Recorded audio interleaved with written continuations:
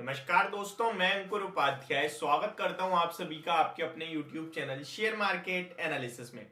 दोस्तों यहाँ पे बात करेंगे हिंदुस्तान जिंक के बारे में। ये स्टॉक कंटिन्यू गिरावट दिखाता हुआ दिख रहा है आपको, और इसकी गिरावट के पीछे के बड़े कारण क्या है वो आप सभी के साथ शेयर करूंगा। लेकिन उससे पहले स्टॉक लगभग 2 दिनों में ऊपर के लेवल से अगर इसको हम कंपेयर करें तो अराउंड 10% से ज्यादा क्रैश हो चुका है।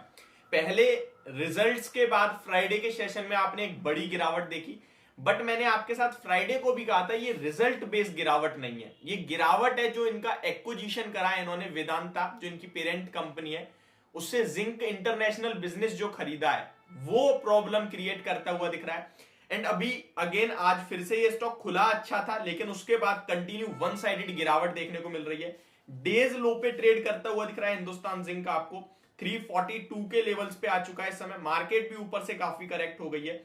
मैंने आपके साथ मॉर्निंग में भी कहा था कि मार्केट में जो लेवल दिख रहे हैं इस समय, यहां खरीदारी एक अच्छा कहीं ना कहीं विकल्प नहीं होगा। हाँ, अब नीचे आ गई है, अब आप चाहें तो देख सकते हैं मूड माहौल के हिसाब से। अभी कोई मेरी रिकमेंडेशन नहीं है पर्सनली। हिंदुस्तान जिंक की बात करें तो ऑलमोस्ट 3% करेक्ट होता हुआ दिख रहा है। कंपनी ने डिविडेंड भी अनाउंस करा था और डिविडेंड की एक्स डेट मैंने आपके साथ शेयर भी करी थी, अभी मुझे नहीं पता।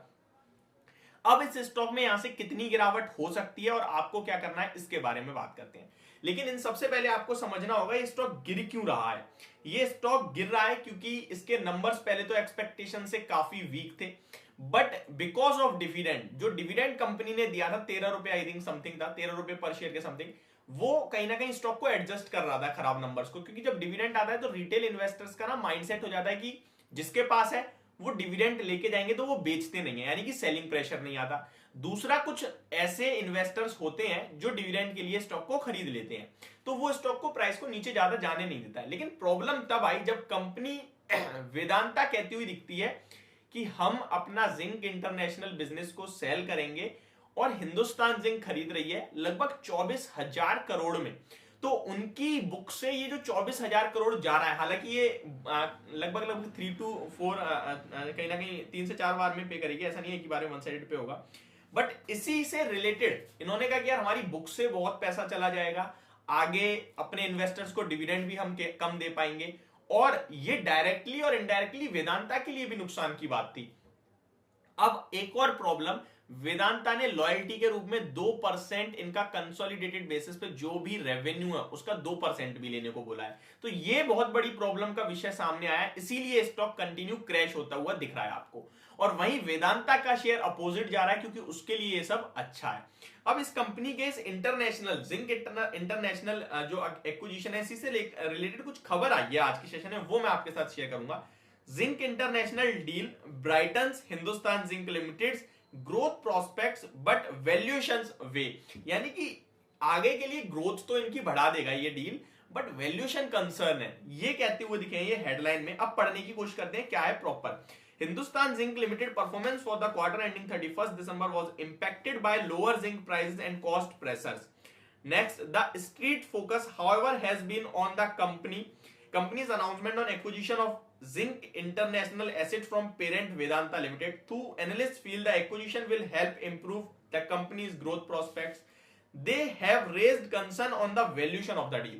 जो ये वैल्यूएशन करी है 24,000 करोड़ में, ये प्रॉब्लम का विषय है। अदरवाइज इनके लिए ये ग्रोथ लेके आएगी, आगे के लिए फ्यूचर अच्छा दिख रहा है। Zinc International has mining assets in South Africa and Namibia with a total reserves and resources of about 35 million ton, which is Hindustan Zinc will be acquiring for cash consideration of not more than 2.3 billion dollar, यानी 300 को अगर आप 7 से करेंगे लगभग 21,000 करोड़ के something हो जाएगा ये। तो वही बस प्रॉब्लम आता हुआ दिख रहा है 21-22 हजार के समथिंग का, ये एक इससे ज्यादा नहीं होना चाहिए था। But the analysts feel that the acquisition provides Hindustan Zinc Limited the opportunity to increase its mining asset portfolio as 300 crore into, हम डॉलर की रेट इस समय 70 नहीं है, डॉलर का 80 है, तो उस हिसाब से 24,000 करोड़ ही हो गया जो मैंने आपके साथ शेयर करा था। Portfolio, not many zinc mines are available for auction in India and there is limited upside potential for production from current mining assets. तो ये कुछ चीजें हैं, यानी कि वैल्यूएशन से रिलेटेड थोड़े कंसर्न आते हुए दिखे हैं, बाकी आगे की ग्रोथ अच्छी है। और चार्ट्स पे भी स्टॉक आज एक ब्रेकडाउन देता हुआ दिख रहा है। स्टॉक में अगर ये जो 340 338 के लेवल्स ब्रेक होते हैं तो थोड़ा प्रेशर की बात है, अदरवाइज यहाँ से जो रिवर्सल आएगा वो भी डेफिनेटली 3 से 5% का आएगा। तो जिसने अभी तक नहीं बेचा, मुझे लगता है आपको 338 के स्टॉप लॉस से बने रहना चाहिए, और जिसने बेच दिया कोई इशू नहीं है, आप प्रॉफिट बुक कर चुके हैं, अच्छी बात है। स्टॉक में अच्छा गेन्स मिले आपको, एक महीने में अभी भी स्टॉक अराउंड 10% अप है। तो ओवरऑल ये वैल्यूएशन की वजह से स्टॉक आपको डाउन दिख रहा है, कोई दिक्कत नहीं है, इस डील की वजह से स्टॉक डाउन दिख रहा है, अदरवाइज स्टॉक अच्छा है। एंड एक और आपको मैं बता दूं, ये जो जिंक का भंडार है इस समय वो काफी कम रह गया है। इनकेस किसी भी रीजन से डिमांड आती हुई दिखती है तो ये सप्लाई एंड डिमांड की मिसमैच के कारण प्राइसेस काफी हेवीली इंक्रीज हो सकते हैं, जिसका इंपैक्ट हिंदुस्तान जिंक के प्राइस पे पॉजिटिवली पड़ सकता है। ये इफ वट वाली बात है बस। तो ये होगी मेरी वीडियो, होप आपको समझ और पसंद दोनों आई होगी। Thank you so much for watching this video, have a great day guys.